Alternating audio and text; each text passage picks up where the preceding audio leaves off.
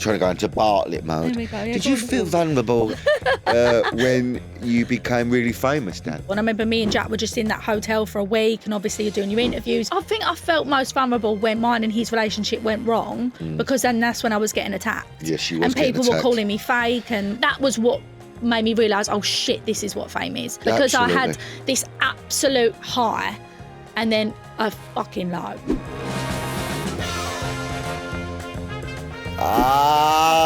Episode 11. Yeah. So we're nearly there at the end. I know that there'll be some people listening to this, not all, I'd like to think all, that will be distraught at the idea of only having 2 of these left to listen to. You know, our dulcet tones, you know.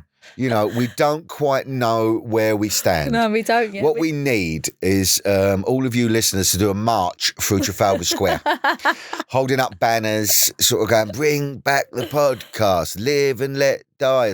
All that bollocks. We've been on some billboards as well. Can't fucking boot down Sadiq Khan's fucking door. Oh my God, can we talk about the fireworks, like what we spoke about earlier? Oh, what, the ones that we all paid Yeah, for? we all Because, paid for them. hold on a minute, because just They before fucking them... up their game and all, didn't they? Well, just before the fireworks, it said courtesy of the Mayor of London. Bollocks. Courtesy of us. Everyone out there that works their bollocks off was their fucking finger to the bone to go and pay tax for this country to run in a certain way. So, as much as the people that went to London and enjoyed the fireworks, just think about, we paid for them. Yeah, we did pay a So lot we of was money for them. entitled to them, yeah? Don't give Sadiq fucking Khan any credit. Sorry, I don't want to get political. I'm not a fan of this man. I don't know anybody that is a fan of this man. But yeah, he's still in office. So, yeah, I didn't watch the fireworks anyway. God fucking hell, they up their game this year, I'm telling you Did now. that? Well, did they? God, so they that winds did, me up yeah. for some reason. Good. They went on for about 15 minutes. Yeah, NHS doesn't work. You can't get an ambulance. The police, they're cutting the police. You know, they're cutting winter fuel for old people. But let's go and spend at least £1 million, probably more, on fireworks. 15 minutes This is fireworks. amazing. This isn't a political fucking podcast. You want that, go to fucking James O'Brien. Right, okay, here we are. Right, let's This go. is a new kind of... what we're doing is that I think, and we've got to be honest, because we're honest people, Yeah, Dan. we are honest. There's no conspiracies this week. No, there ain't conspiracies. We're doing a little And there wasn't mix-up. last week as well. No, we're doing a little mix-up today, aren't we? We're asking the producers to produce. Yeah. You know. Ben's coming with his little cards. They're young, they're ambitious. Yeah. So they've come up with a little new idea for this. Instead of us having a catch-up. Yeah, we're doing conversation cards. Right. You ever seen Diary of a CEO Yeah. conversation cards, right? So basically we've got these posh cards Yeah. for you, anyone that's watching this. And basically we take a card. Diary of a CEO conversation Diary of a cards. fucking CEO. Stephen Bartlett, isn't it? I do like his podcast. Oh, is it? I don't know, is it? I don't know what that He is. goes deep. He goes real deep. When he goes deep. You know, like he will sit you down and really like. What, on you his know. podcast? Well, on I'm his glad he's got podcast. seats on his podcast. No, well but I'm done. saying like it's very one-on-one. It's very personal. I do enjoy. Okay, lovely. Okay, just Never let heard you it. I've met him at Soccer Aid. Scored a couple of lovely goals last year. Big up the Soccer Aid. Looking forward to it Are you this going to year. do it this year? if you Well, get invited? I've been invited. Oh, congrats! I was going to hang me boots up, now I'm sort of pushing 50. But I love one it so more much, and it's for such an year. amazing cause.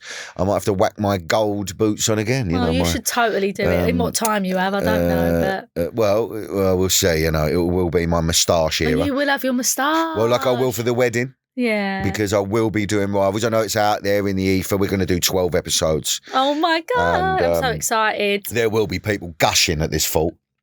Men and women. I've seen, like, obviously you've always had a beautiful audience, but like What do you mean a these beautiful audience? What does that upper class women drooling over you. I know When they we was in Selfridges, oh my God. I think It's you're- like, like when you watch a film and then like, it was like a film when, like when the hunk walks past and all the girls go, oh, like that. It was like that in fucking Well, Selfridges. I think you're going to have to Can't start. believe it. You're going to have to start accepting. Honestly, I've never Is it seen your old dad? anything quite like it. Your old dad has become a sex symbol. Probably not me, but actually Fred, the character. Yeah, Fred. everyone loves Fred, don't they? Bloody hell. I managed to make kindness sexy. Now that's a thing. There's a whole new subject that is. Yeah. Because kindness isn't deemed to be sexy. You get friend zone, but Fred with a moustache People love Fred. and an odd wig was a very attractive man, and I love that. I don't know where it's come from. I'm riding that fucking storm, baby. Oh, it's amazing. So we are going to be doing that, and which means I will have a moustache for most of this year. Yeah, that's okay. And I will have a moustache for the wedding. Oh. And I can't wait, because when I've got the moustache, anyone that sees me on the street, it's a good time for me. Because people just thought before that you just like was trying out a new look, but now when people see the moustache, they'll be like, oh, Fred, if they've obviously. Well, at the moment, I've still got a full beard. Anyone that sees this, because I'm not allowed to shave because of my next job that I'm about to start shooting in Dublin. Spoke about it last week. And of course, what they like to do, makeup artists, is you come in as a sort of blank canvas. So they want me to grow my hair, what I've got left of it, and me beard. Don't laugh. You wasn't meant to laugh there. Sorry, and me beard. So that's why I look a bit like the wild man of Borneo. Now, this is a reference that young people wouldn't understand. The wild man of Borneo was an old thing that was on years ago. I think it was a television series, just a geezer with no shoes on walking through Borneo. I've not heard of and, it. He was a wild geezer with he had a good head of hair, to be honest, and a fucking great big beard. Granddad has a good head of hair, though, doesn't he? He does, and so does my brother. That's the thing that winds me up. Something we need to talk about one week. Geezers losing their hair is a big thing. Well, no, it is. Like women worry about their age and like, oh God, I'm going grey, or, I'm getting a chin. Or, women's stuff starts to, well, I suppose, and men's starts to droop. And so, Botox and stuff like that, but that happens to all people, father time's a thing. Yeah. And you just got to embrace it or not. But, the thing about, and it's like, okay, how about this? About all women have to have a period. Yeah. Okay, that's a given. Not all men lose their fucking hair. No, I know. Now, why is that? It's bullshit. I know. A lot of them. It does come through the mother, apparently, but then but my brother skipped it, because me brother, God bless him, he's got hair like a thatched roof. He's got great hair, ain't it? As is me dad. But you can have a hair transplant. And I've got the diving board. I reckon you should. I can't be fucked anymore, I don't think. You'll be fine. There will be a day when I shave it. Oh. Look, listen, if we get loads of series arrivals, I'll just have a wig on.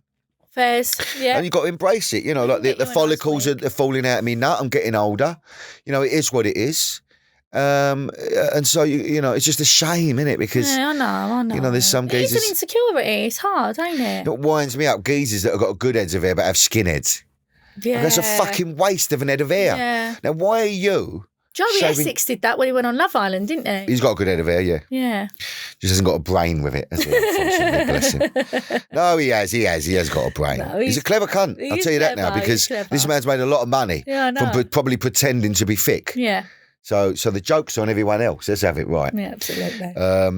So what we're going to do is we're going to do a CEO conversation card. So basically these cards are what Stephen Bartlett's asked like his guests. Oh, I see. So we're going to be asking each other questions. Oh, right. So it's almost amalgamation of our podcast and Stephen Bartlett. Now, I assume that anyone that listens to Stephen Bartlett wouldn't listen to us. No. And all of you loyal viewers to us wouldn't listen to Stephen Bartlett's. But these are his cards, so... Oh, okay. So maybe we'll have our own I don't know why we're plugging Stephen Bartlett as well. What the fuck's going on here? Anyway, we'll let that go, like the geezer needs any more fucking plugging.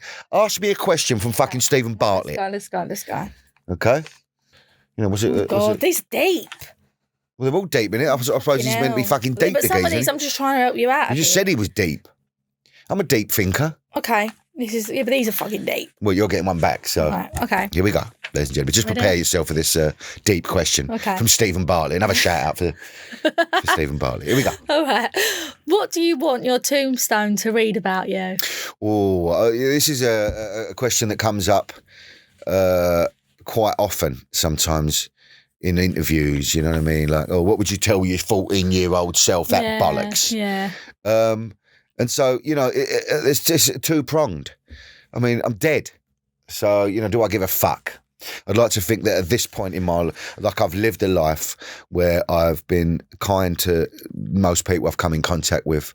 And I've tried to help as many people as I possibly can. And I think that should be your legacy. But to have on your gravestone, when you're fucking dead in the ground, it's an awful fault, isn't it? Yeah, it's horrible. It's a weird place, a cemetery, anyway. Oh, it's so... Sort of go over there. Therapeutic. Like when you walk round, there's something quite therapeutic about a cemetery. Really? So being surrounded by death No, It's, but like it's quite. no, It's that not sounds therapy quite for sick you, and a is bit it? dark for me. Not therapy, but like when you're walking around and stuff, the silence of it and people going to see their loved ones and the flowers and stuff. It's very sad, but it's also a place that you can go and see your loved one. Yeah. Like when you go, I will be visiting you once a week. Oh, thank you very, very. Well, I thought I was going to get buried in your I garden. will always freshen up your little field. There will never be a weed on your tombstone. Okay. I promise you that now. What I'd like you to do when you come and see me is to I can't bear it. bring a can of Stella. I will always have a Stella for you, baby. And I would like you, I know you're against it, is to, I don't know, maybe spark a doobie. Yeah, maybe I will. Maybe, you know what? I'll have a little And joint. I'd like you to, and you know what I'd like, and I'd laugh from beyond the grave, as if you have a whitey while you smoke the doobie. You get really paranoid and you know, like, that would make me laugh, chuckle. Oh, I can't even bear it. While I'm looking down at you. That is when we spoke about this. I'll probably haunt you anyway. My life will be incomplete. So that's what I'd like you to do. Do you know when an emotion, Dad, breaks in half? You know that emoji? That'll be my heart. What would I like on me gravestone, though? You know, what's the fucking message of what my would you life? want on there? Spike Milligan's was good. He was an old sort of author, comedian. He said on his gravestone, it says, told you I was ill. Yeah. Clever. Think about it. And he was ill. No one listened. Oh, shit. No, it was a joke. It's his last joke. What would I like to have said? I think maybe a quote from one of my films of some sort. Nice one, brother. Could have been nice one, brother, yeah. Yeah. Or, you know, maybe a quote from Football Factory, Tottenham away, love it, in reference to, the Chelsea headhunters going to smash up the Tottenham firm, you know. Something of that ilk, maybe. I can't even think about it. My eyes are watering. But, I can't even talk about this anymore. I suppose you want to keep it jovial. Yeah. Something that's quite funny. I definitely will want the West Ham Hammers. Yeah, you'll have on West there. Ham flowers and all that. And I think I'd like to be next to my old dad. All right, can we move on? Well, you fucking asked me the question. No, but my eyes are You had a whole watering. fucking pack of questions. You went, oh, that's too deep. And you've asked me what... No, I know. And then you've asked me what about death. I can't bear it. Well, okay, so that's it. So I would like something like... Maybe I'll go with Nice One, Brother. Yeah, let's have Nice One, Let's brother. go for that one. Yeah, I just don't want to manifest this anymore. Let's fucking move on. And that's just a throw out to all them sort of human traffic fans out there. And I love you all, my hippie lot, you know, like my calm lot. Yeah. You know, I love you all very, very dearly. So, anyway, I'm not going anywhere yet. No. You know, at least I've got at least 5 years in me. I'm joking. God, you never know, though. Right, let's have a look. Let's ask my Dan one. Oh, fucking hell. They are deep, aren't they? Well, yeah, they are fucking deep, aren't they? Maybe we should have our own cards. Okay, well, let's just go with this one because, Right. you know, and then we'll never mention Bartlett again. So this one was to Alex Scott. Oh, shit, I didn't mean yours one was too. Do you know yours was too? Well, obviously... Neil deGrasse Tyson. I've never heard of him. Right. Right, okay. What has been the most happiest moment of your life? Oh, shit. What has it brought you? Okay. Well, I'm going to get rid of that one because it's just stupid. What is it? It says, what has been the most happiest moment of your life? Brought you the most joy and why? Yeah, but I've had so many happy moments. Okay, let's fucking move it. Shit, these are. Okay, let's have Safe to say we won't have the cards again. Well done, producers. We're loving this. Right. Okay, I've just took this one. Oh, where were you? Okay, this is to Louis Theroux. You know who that is? Is it the dancer? It looks a bit like Harry Potter. Now, where were you when you felt most vulnerable and why? Oh my God. Well, this is deep shit. You know, this is what we do now. Where was I when I first met? You know, do write in if you don't like us getting all deep. I see that question. I was like, I'll leave that. I'm most vulnerable. Where were you felt you're most vulnerable? Probably when I've had my babies. Okay. I think you're very vulnerable when you're postpartum. Okay. So I would say I'm definitely at my most vulnerable. Did you feel that you felt a bit... I'm trying to go into Bartlett mode. There we go. Yeah, Did you feel that you was vulnerable when... I don't know why I'm speaking like that. What was that? It was Fagin. Speak like that. I went into Fagin then. He doesn't. No, I'm just reviewing the situation. Do you remember when you was meant to be? Well, I think I've missed... Obviously, I always wanted to play Artful Dodger. I've missed that now. No, you was meant to play. Yeah, I fucked up Bill Sykes. We won't go into it now for legal reasons. But then, so I suppose I'm getting to an age where I might be able to play fucking Fagin. Yeah, I'd love that. How sad is that? I'm reviewing. I've jumped straight to Fagin. The situation. Anyway, did you feel vulnerable? I'm doing it again. when you became really famous, Dan? This is a good one. Oh, shit. I would change the question. The baby's obvious, right? Obviously, you've been cut to pieces. Yeah. Your nun's hanging out. My nun's fine. I had it out the other way. What? No, but I'm saying it's a vulnerable physically. To be fair, I've got severe piles. Yeah. Yeah, your mother had piles. Had to pop them back up one day. Yeah, Anusol become my best friend. Anusol. Because, I remember sitting there one day. If Anusol do want to get in touch and sponsor the podcast, do write in and we'll see what we can do. Honestly, I had a bunch of grapes hanging out of my ass. Okay, so that's quite a vulnerable thing, I It was so vulnerable. And I remember sitting there one day thinking... Yeah, I remember you talking about it. I told you about it. I think I've shit myself. And it wasn't. It was I remember you took your mother in another room and showed her. I did. I bent over on my all fours. And so... And she was going, can you feel that? Yeah, anyone with piles... Fucking awful. Do pop them back up. No, I think when you... I know that when you first came out of Love, I mean, pre-kids, let's get rid of the chav thing. All right, let's get rid of piles, all that bollocks. When you came out of Love Island, and obviously you'd had a famous father and you dealt with all that and you was in this weird bubble, and then you came out to this fucking madness. Yeah. You know, all of a sudden I was an irrelevant, maybe I was anyway, Dani Dyer, and you was the Dani Dyer. And there was a whirlwind of fame, paparazzi chasing you about. That was an insane amount of You all of a sudden fame, had money, like you know, because you was working in a boozer before. Yeah. You was an unknown. You know, you'd done a few little bits and bobs, but, you know, did you feel was there a point within that? I know there was. No, I think there was, but I think it was when it went a little bit shit. Like, I think when I first come out, I mean, you are sort of thrown into it and you come out of that bubble. And I remember me and Jack were just in that hotel for a week, and obviously you're doing your interviews, going to visit families, and then there you are. I think I felt most vulnerable when mine and his relationship went wrong, because then that's when I was getting attacked. Yes, she was. And people were calling me fake and our relationship. And yes, they was. You know, when I was in that villa, I genuinely you feel so much love for that person. Yeah. And obviously it didn't work out. And then I think what it was is that you were so loved and celebrated. Yeah, and then for it was maybe 6 months, right? 6 months of like just you could pure not love. put your foot wrong. No. All right, everyone was selling, and then of course then but I know it works. So I knew it was going to turn at some point. Yeah, that was bad. Because that's what they do. Okay, it's part of the media thing, and the media, the hacks, if you want to call them that, the journalists. Journalism is dead. And I've said this before. No such thing as fucking journalism, really. Yeah.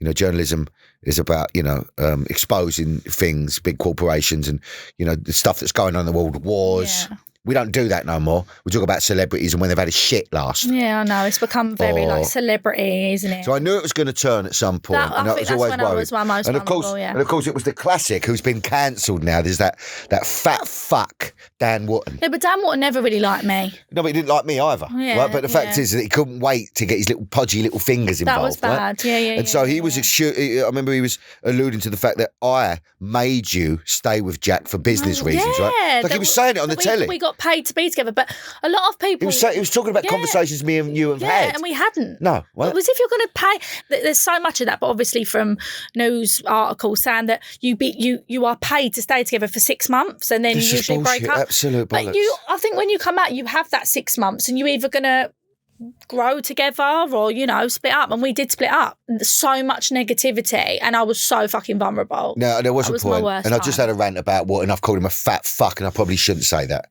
The only reason I say that is that I remember you ringing me up when you was a bit suicidal over what he was saying about you. I remember you going, Dad, I don't want to be here no more. I can't do this anymore. You were so exhausted with this mad world. Yeah. And look, listen, we're all human beings. And of course, you didn't ever want fame. You did go on a show that makes you famous. Yeah, but that doesn't necessarily mean that you... And there's people that want fame. It's such a huge thing to give away anonymity and all that sort of stuff, and it comes at a price. I was 21 as well. I was so... Looking back, 21, you're so young. Of course you are, absolutely. Do you know what I mean? And yeah, it's so hard when you're being just attacked constantly. It's when one article after another article. It was everyone's really bad. Reading it, and you was isolating indoors, and you split up with him. The messages I got were just horrendous. And then you turn on the telly, and you got...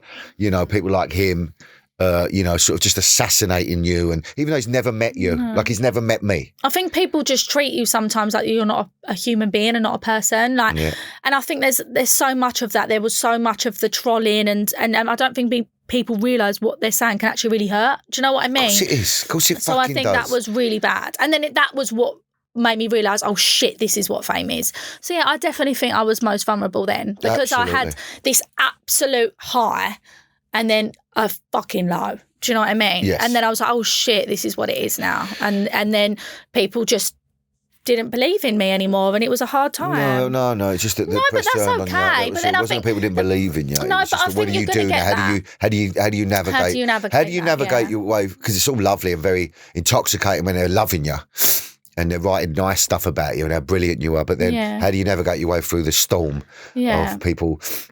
It's the media that create the hatred towards people. They're kingmakers, aren't they? So if they turn on you, and they've done it to me over the years, at the moment, I mean, they're good books, so they're celebrating me slightly. I know there'll be dark days to come. I just know it. Of course there is. Because, There's always I've got other gonna stuff be coming that. out, which they will probably, if they don't like my next project, then all of a sudden I'm a shit actor again. There's more or news whatever. for them for it to be shit. There's more articles of shit, isn't there? I've got thicker skin now.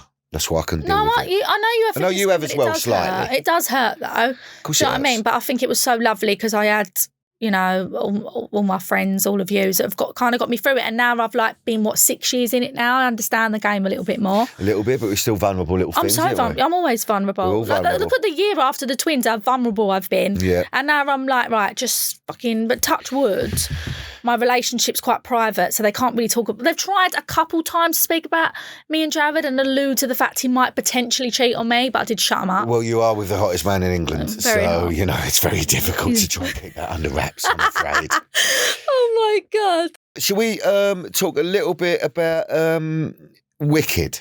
Just Wicked. because your obsession with this film. No, and, Wicked. Well, with I've just her. bought it. Well, Jared has, thanks, Beau, on Sky. How much did it cost you? 20 13? quid. Oh, it's a It was score. either $15.99 to Fucking hell, rent. 20 fucking Yeah, quid. no, it was either $15.99 to rent or £20 to buy. Clever. And he went, "You're going to rent it, and I went, fuck off."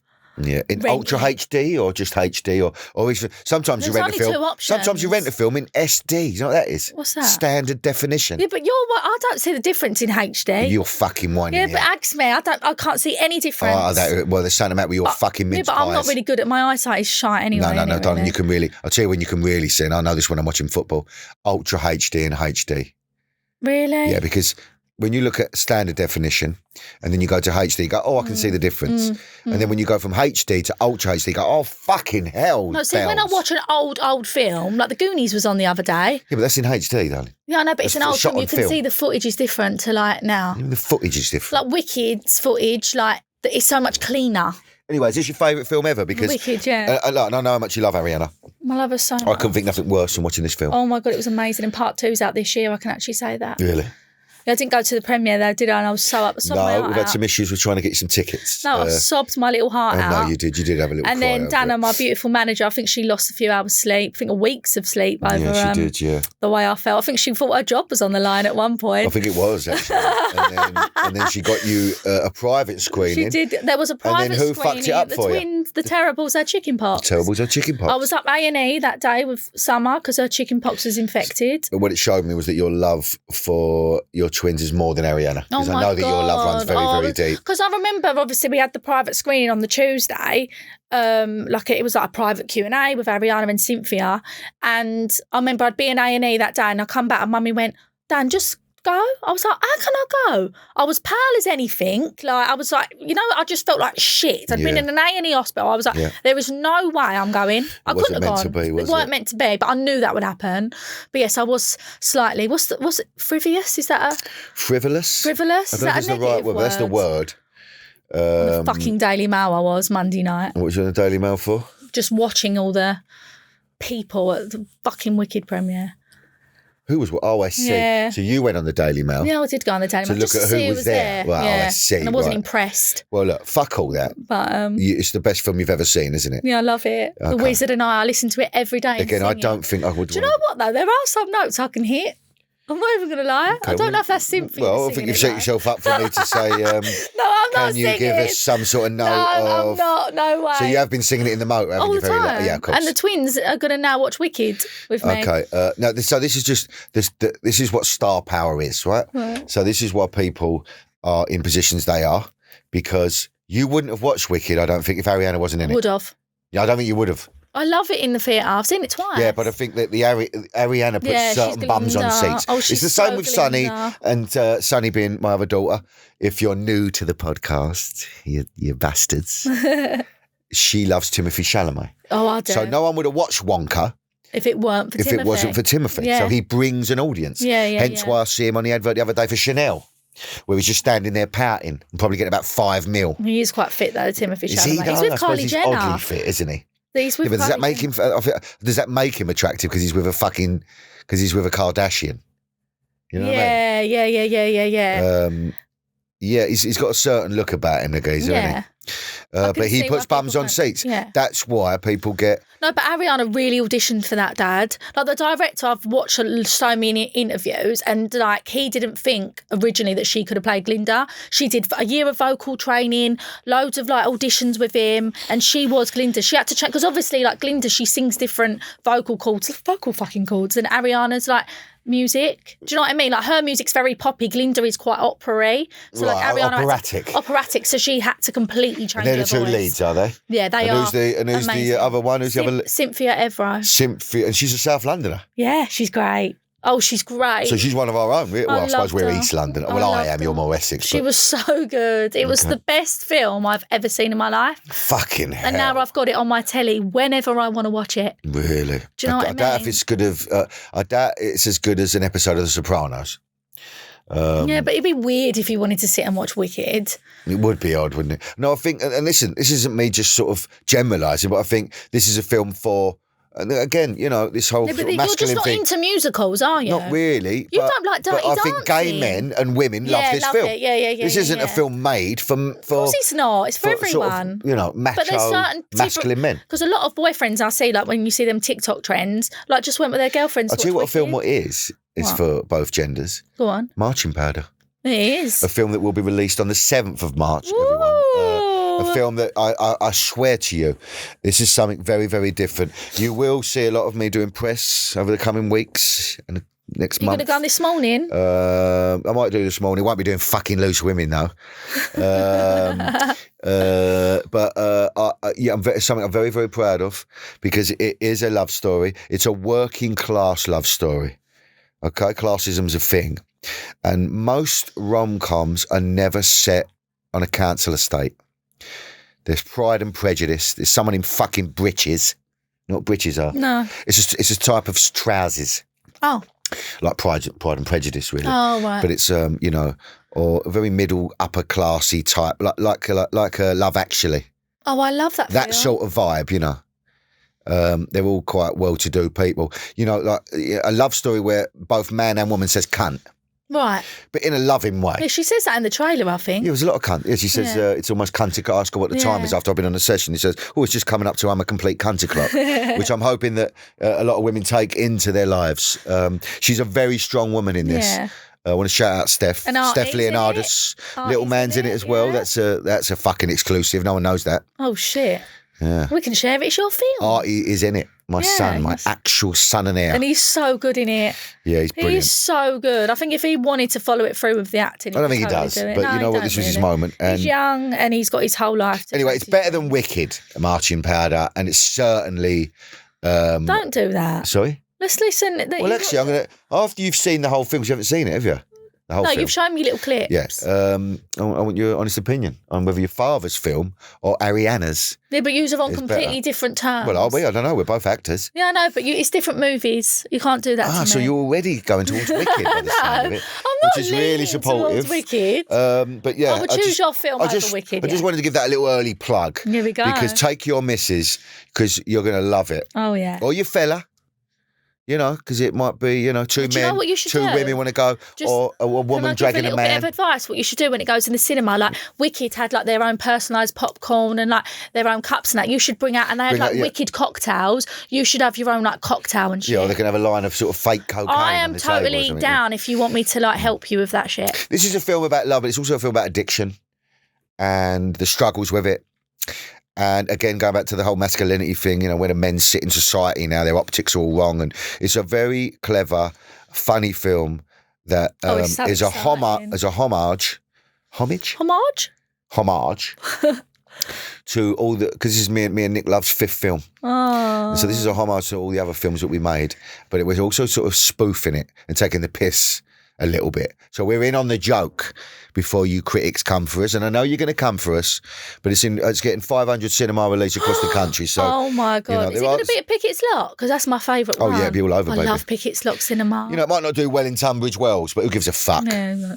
No one. Okay, Dan. No tumble. Dyer this week. Oh, I can hear the tears. I can hear everyone going, no, what do you mean? I told you, go and march. If you want Tumble Dyer back, march the streets of Parliament. Fucking tell them. But the producers have produced. That's really tickled me. Do you want to, what? The producers have produced. Well, they're produced. It's when you go, but get producing. Yeah, that's fucking right and all. So this section is called Truth or Dare, Dan. Yeah. Do you want to explain it? What, truth or dare? Yeah, what is it? What do you mean? So basically, I'll give you a truth, and then you have or to a dare, or a dare, won't you? And then you have to answer. Well, no, don't you ask me if so I want I ask you if you want a truth or a dare. Anyone out there that knows this game, and then you'll either give me your truth or you'll have to do a dare. But I don't know what dares we're going to do. Well, that's what I'm saying. It's weird, isn't it? So maybe you'll do a truth. I mean, if I'd done a dare, would you tell me to tongue one of the producers? You know, that are all men, which I'm up for, of course. I don't mind. Thank you. Okay. Right. So you're going to ask me whether I want a truth or a dare. Do you want a truth or a dare, Dan? I'll have a truth. So am I going to get... We've got some little plastic cups. They're not plastic. What are they? Yeah, they walked in. You went, no, we don't believe in plastic in this podcast. They walked in and you turned into me. You went, what does T&D stand for? Yeah, because I didn't know what was going on, because usually we're doing the tumble dial, aren't we? So that's why I was confused. Very professional man. So I pick it or you? Does he pick the truth? I pick You pick it. Oh, I pick it. Yeah. Okay, so sorry, everyone. Big Dan. Big I Dan pick picks it. it. Okay, so let's have a shuffle up. Here we go. There's only about 3 in here. Right, okay. So this is my truth. What's the last lie that you told Joe? Me, this is me, isn't it? Yeah, this is you. What's the last lie I told my missus? Now, we do have an issue in our house, because obviously we're middle to upper class people. Where You're so not upper. We have, well, middle upper. We have 5 toilets in our house, and there's certain toilets I'm not allowed to empty me bowels in. Yeah, not the downstairs toilet. And so... Not the downstairs toilet. Well, I did. I'll tell you what I will say after Christmas. I know we're sort of past Christmas and stuff, and I'm sure everyone has the same. You know the amount of stuff you eat over Christmas. Does everyone have this where when you have your first shit, it falls out of your ass? Yeah, loose. I mean, it's fucking all. Yeah, because I like a little bit of a battle with it when I'm having a pony. Yeah. Do ya? Yeah, I do like. I mean, I don't want to square shit. Yeah. You know, because sometimes that's when you're really constipated and stuff. And so if anyone's eating at the moment, horrible. If you are eating, you know, say Marmite and toast, put it down. Just for a minute, because, you know, so what I'm saying is that I did have a couple of days where I didn't have much time to get to a carsy. Well, you was shitting everywhere. Well, that's what I'm saying. Doesn't that happen? After that, all that rich sort of indulgence of just eating, just I'm trying to reach a lot of booze. Yeah. You know. A lot of nuts, a lot of fucking celebrations. You want a few Guinnesses as well, which don't never... Don't that make your poo black? It does, Loads of iron. It really does. It's like tar coming out your arse. We've discussed this. Yeah. So anyway, I was downstairs. You didn't have enough time. Well, it was the nearest carsy to me anyway. So what I did was I got in there and she was out. Yeah. And anyway, so I smashed this carsy to pieces. Oh my God. I wasn't proud of myself. I was disgusted with myself. You know, I'm a human being, you know, and I needed to, I wouldn't have made it upstairs. Wow, so you... No, and it would have been worse for her to have to wash my shitty jeans. She's done that before. Yeah, because she made me have a colonic. So in a way, it was her fault. I blamed her for me shitting myself because I got off the tube too early. That was so anyway, she didn't have to wash them. I threw them straight in the skip, the jeans.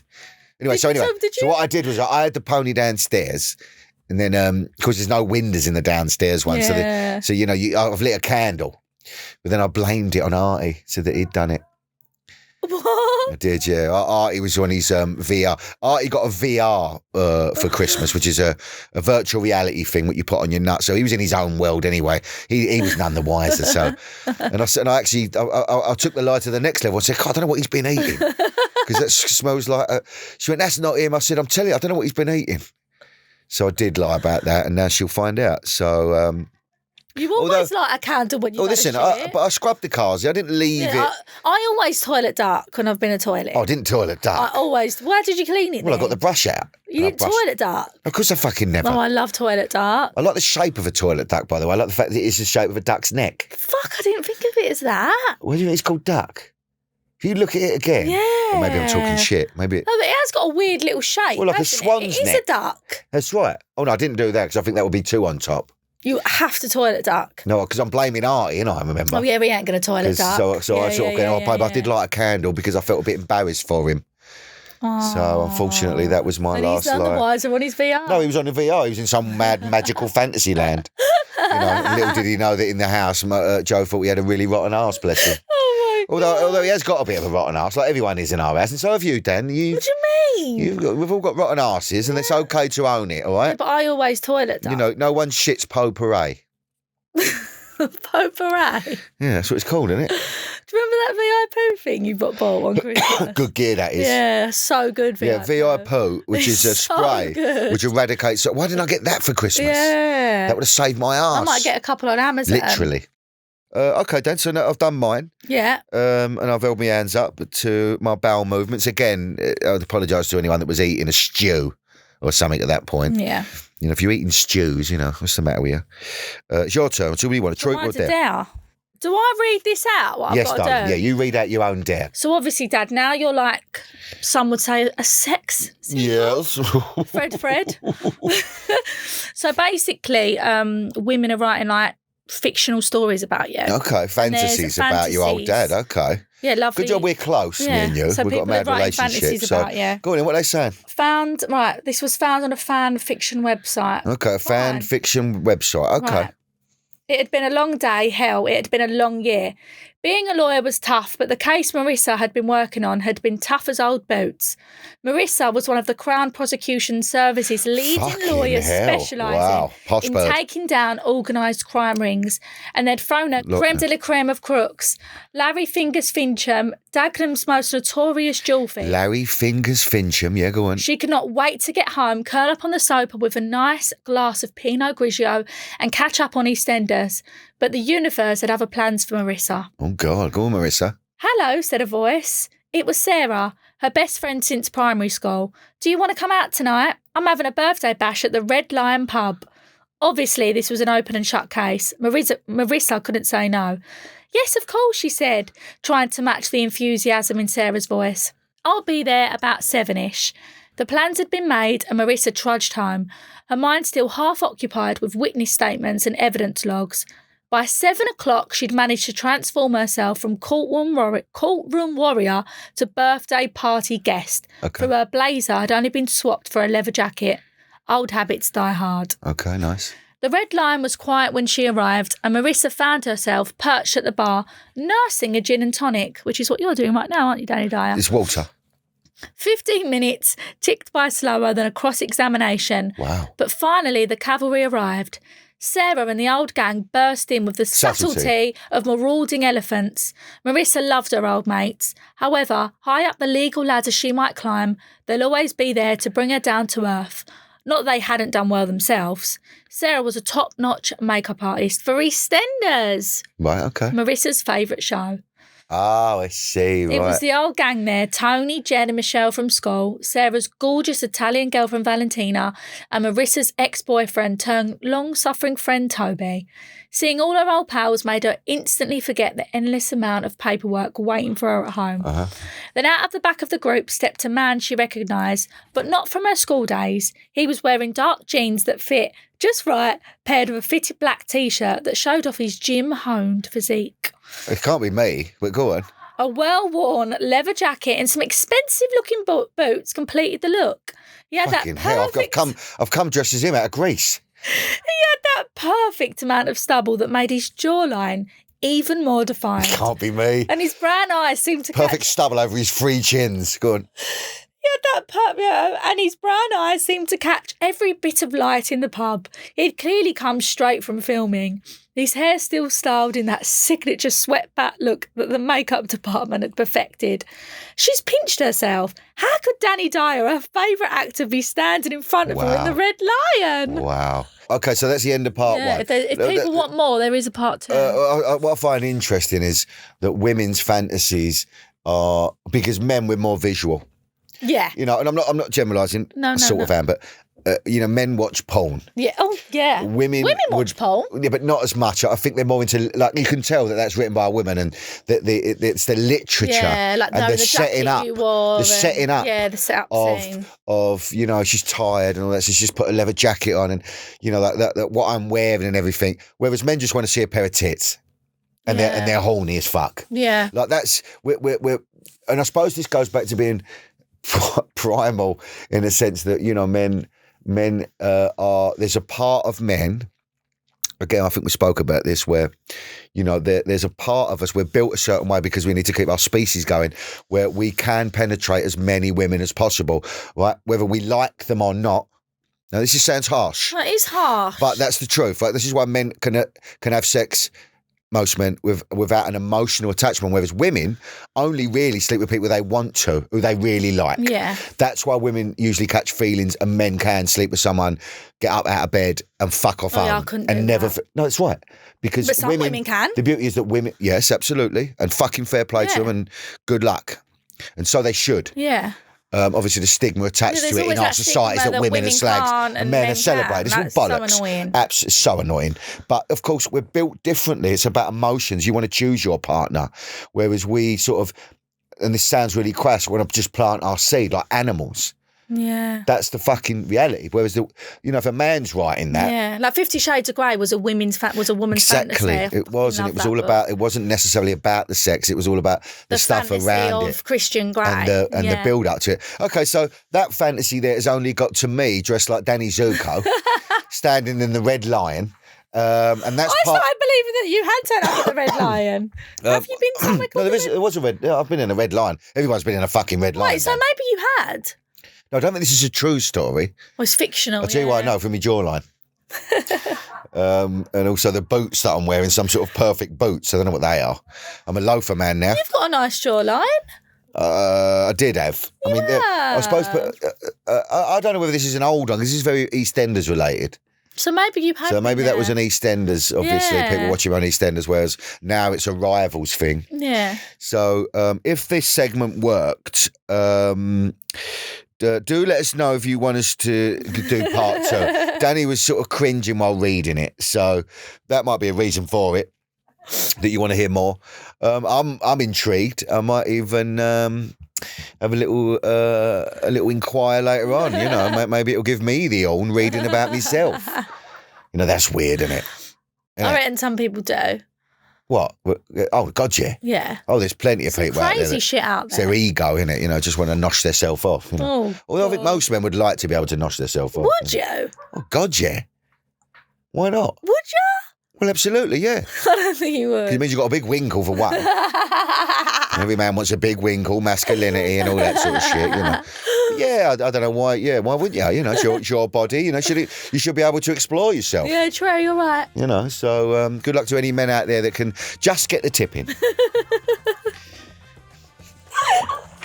So I thought that was a good way to end it. So, well, sorry, but I mean, I didn't know where to go with that, and maybe it's best we don't do another series because I'm getting naughtier and naughtier, mate.